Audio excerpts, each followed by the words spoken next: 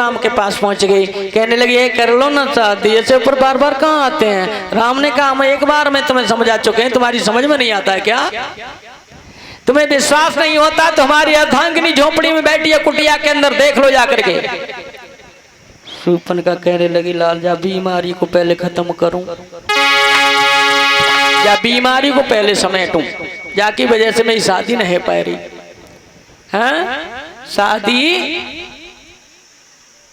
शादी में रोड़ा कोई बन जाए ना तो बड़ा बुरा लगता है ना। हाँ पहले तो डर लगता है, बहुत ज्यादा डर लगता है, डर पता नहीं कोई कमी ना पकड़ जाए, पता नहीं किसी छोटी सी बात को लेकर के कैंसिल ना हो जाए, दोनों तरफ ही डर रहता है, दोनों ही तरफ डर रहता है। उसके बाद में फिर शूर्पणखा कहने लगी है कि लाओ जब बीमारी को खत्म करो, ना रहेगा बांस ना बजेगी बांसुरी। जैसे ही शूर्पणखा सीता को खाने के लिए झपटी है, वैसे ही राम ने इशारा कर दिया लक्ष्मण की तरफ, लक्ष्मण इसके नाक कान काट दो, नाक कान काट डाले। खरदूषण के पास गई, खरदूषण विशाल सेना के साथ में आए तो खरदूषण की पूरी सेना को समाप्त कर दिया राम ने, बहुत ही संक्षिप्त में। इधर भगवान शंकर और सती आराम से सुन रहे हैं राम कथा। उसके बाद में शूर्पणखा पहुंच जाती है लंकेश के पास।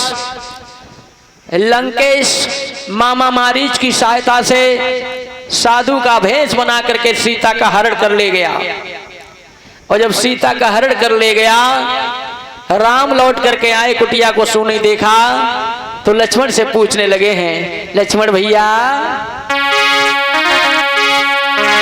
सीता कुटी में है ना ओ लक्ष्मण भ्राते हमारे।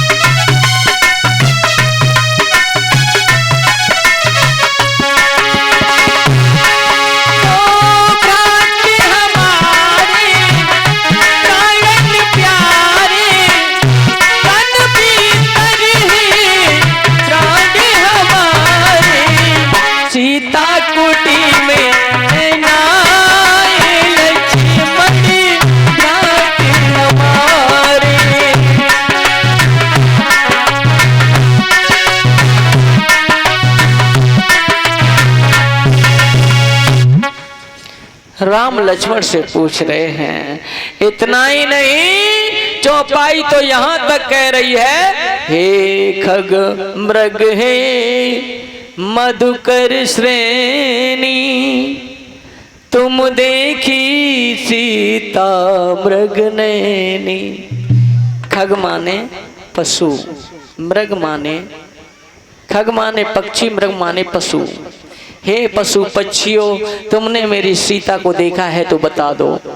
सती आराम से सो रही थी, लेकिन अचानक उठ करके खड़ी हो गई। सती कहने लगी पिया ये कोई राम कथा हो रही है।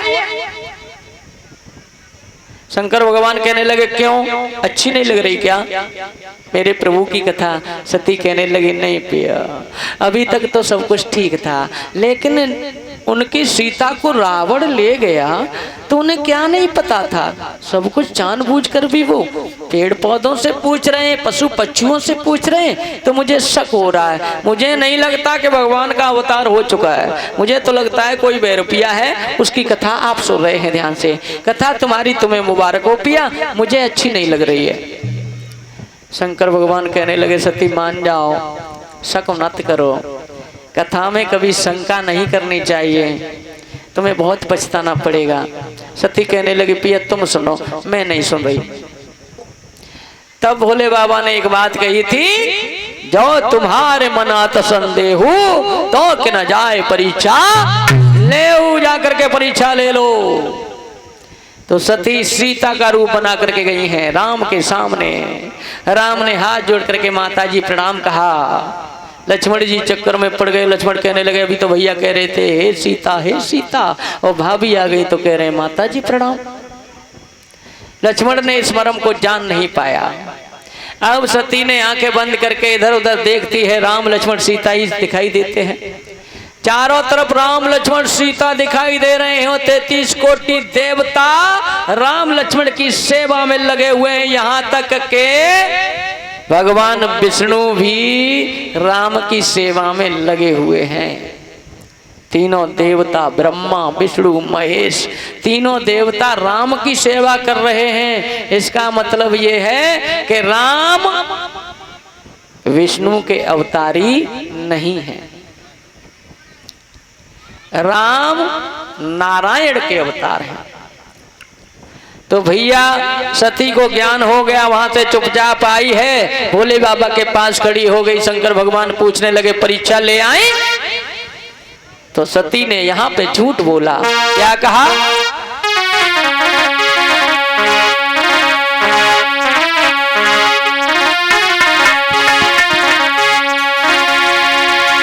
अरे कुछ न परीक्षा ली न गुसाई,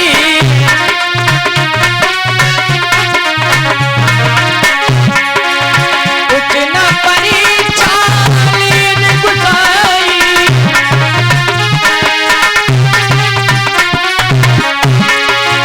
कीन प्रणाम तुम्हारे नाई।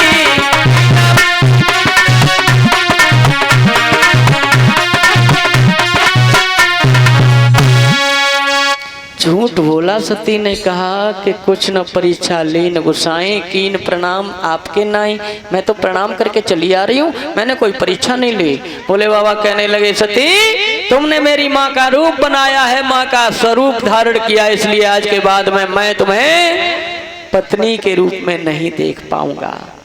अब तो तुम्हें दोबारा पत्नी बनना पड़ेगा, ये शरीर त्यागना पड़ेगा, तब कहीं मैं पत्नी के रूप में स्वीकार कर पाऊंगा तुम्हें। शंकर भगवान ने सती को त्याग दिया। 27,000 वर्षों के बाद में जब समाधि खुली है तो आकाश से विमानों को जाता हुआ देखा। सती ने पूछा ये विमान कहाँ जा रहे हैं? बोले तुम्हारे मायके जा रहे हैं। तो पिया मैं नहीं जा सकती वहां। भोले बाबा कहने लगे नहीं, बिना बुलाए जाओगी तो अपमान होगा, सम्मान नहीं मिलेगा तुम्हें, बिना बुलाए कहीं नहीं जाना चाहिए सती। लेकिन सती यहाँ भी बिना बुलाए तैयार हो गई जाने के लिए। तो हुआ क्या, वहां पर माता ने कुशल क्षेम पूछी और बहनों ने तो मजाक बना पाया, इतना मजाक बनाया। दक्ष प्रजापति को पता चला तो कहने लगा इस लड़की को किसने बुलाया है? इस लड़की को मेरी आंखों के सामने से हटा दो, हमारे यहाँ इसके लिए कोई जगह नहीं है। एक पिता अपनी बेटी से कह रहा था।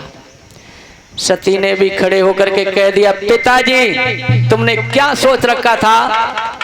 एक दामाद को नहीं बुलाएंगे तो तुम्हारा यज्ञ पूरा हो जाएगा? अरे यज्ञों के भाग उनको भी मिलना चाहिए, और तुमने यहाँ तक गलती की है कि उनके लिए आसन भी नहीं दिया। यहाँ कोराम होने वाला है, प्रलय आने वाली है, जिसको जान प्यारी हो वो यहाँ से चला जाए। सती ने खुले शब्दों में कह दिया। और देखते ही देखते हुआ क्या,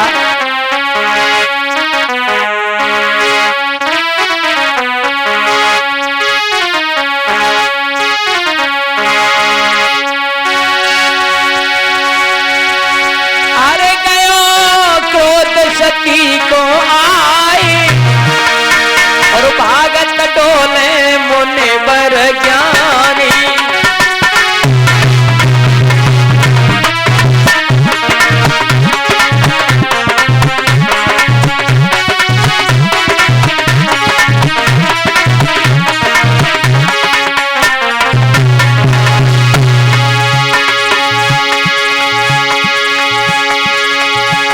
अपमान सती को कियो, स्थान नसीब को दियो अपमान।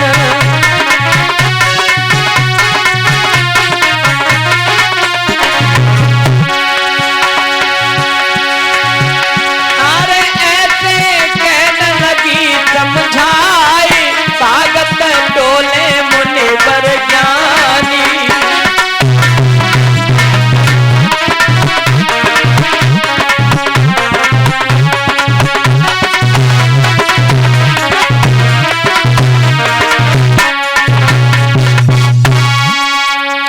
योग की अग्नि से सती का शरीर जलने लगा। 2 गढ़ साथ में भेजे थे, वो भी मर गए थे। शंकर भगवान को पता चला कि यज्ञ विध्वंस हो चुका है, तो उन्होंने अपने सिर से एक जटा उखाड़ के पत्थर में मार दी, तो वीरभद्र और काली पैदा हो गए। उनको आदेश दिया, जाओ जिसने जैसा कर्म किया उसे वैसा फल दो जा करके। आज वीरभद्र और काली ने तांडव मचा दिया। वहां जाकर के प्रभु की दाढ़ी को उखाड़ लिया, दक्ष प्रजापति के गर्दन को काट करके यज्ञ में स्वाहा कर दिया। यहाँ तक हुआ यज्ञ विध्वंस हो गया पूरी तरह से, लेकिन सती का शरीर क्रोध की अग्नि में जला जा रहा था। तो शंकर भगवान आ जाते हैं और सती के अधजले शरीर को अपने कंधे पे धारण किया, आकाश मार्ग से भ्रमण करने लगे हैं। अगर पूरा का पूरा शरीर धरती पे गिर जाता तो प्रलय आ जाती, उसी समय दुनिया का निर्माण दोबारा करना पड़ता।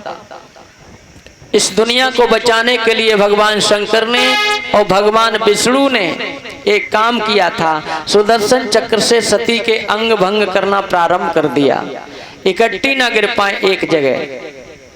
तो क्या किया, कहीं सती के केसों को काट के डाल दिया, वहां भी देवी हो गई पैदा। कहीं सती की बाजुओं को काट के डाल दिया, वहां भी देवी हो गई। कहीं सती की आंखें गिरी, वहां भी देवी हो गई। कहीं सती के पैर गिरे, वहां भी देवी हो गई। जहां ललाट गिरा वहां ललिता देवी के नाम से पूजी जा रही हैं। जहां सती की जीभ गिरी थी वहां पे ज्वाला माई के नाम से पूजी जा रही हैं। जहां ये बाजू गिरी थी ना, वहां वैष्णो माता के नाम से हम और आप पूजा करते हैं। जहाँ सती की आंखें गिरी थी वहाँ पर नैना देवी के नाम से हम और आप पूजा करते हैं। जहाँ सती के पैर गिरे थे वहाँ पे पद्मावती के नाम से पूजा करते हैं हम और आप। और जहाँ पे सती के केस गिरे थे वहाँ पे काली के नाम से आज भी पूजी जा रही है सती, एक ही नहीं। और जीव जहाँ गिरी थी वहाँ ज्वाला माई के नाम से। 51 हिस्सों में सती के क्रोध को बांटा गया। आज हम और आप उसके क्रोध को शांत करने का काम करते हैं। ये चाहती है हमारे ऊपर शीतल जल चढ़ता रहे, शीतल जल चढ़ता रहे, वरना फिर से क्रोध आ गया तो पूरा संसार नष्ट हो सकता है।